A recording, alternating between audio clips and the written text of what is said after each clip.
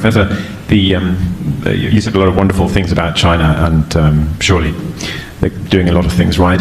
But how do you reconcile the fact that to make it work for China, it seems to be based on a high level of repression, environmental destruction, censorship, a certain ideological stubbornness? I mean, we've spoken about Hong Kong, the Uyghurs. How do you reconcile that, and why do you think that's? I mean, do you think that's tolerable? Thank you. I'm really glad you asked that question, because your question captured very well the Anglo-Saxon media's perception of China. And I would suggest to you very bluntly that it's a distorted perspective of reality. Let's take the first word you use, repression.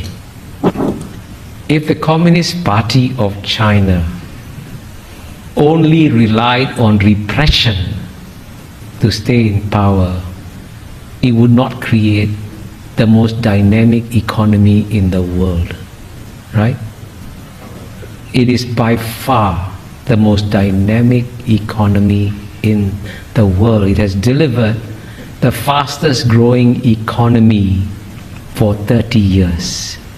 And it has done this by educating the Chinese people to a level and extent that the Chinese people have never been educated ever before. And you say it's repression? You obviously are taking the old Cold War mindset.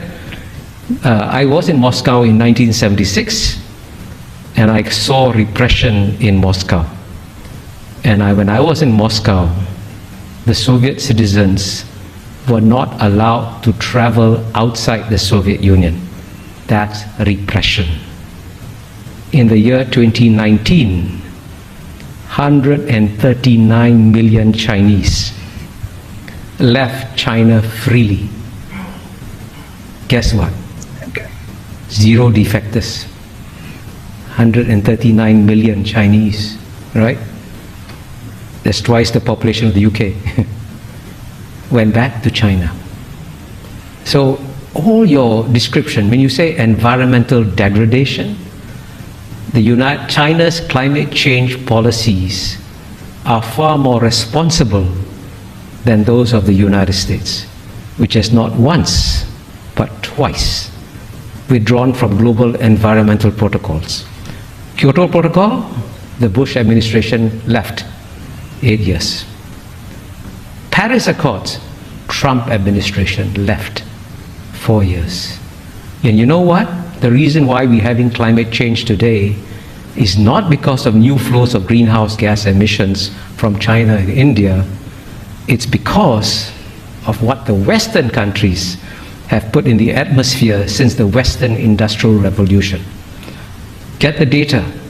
The single largest contributor cumulatively, right, is number 1 United States, number 2 Europe, number 3 China, right? And the West wants China to pay an economic price for the current flows, but the West doesn't want to pay an economic price for what it put in the atmosphere. You want to deprive the Indians of electricity when the United States could just, by the way, if the United States could impose $1 a gallon tax, that would save the world. Cut down gasoline consumption, raise money for investment in green technology. Simple solutions. And by contrast, the largest reforestation program in the world is carried out by China.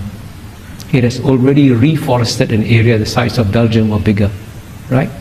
So all your descriptions capture the natural distortions of China that you get in the Anglo-Saxon media, which violate the rules of the Enlightenment, which say that you must be rational, calm, and objective, especially in understanding your adversary.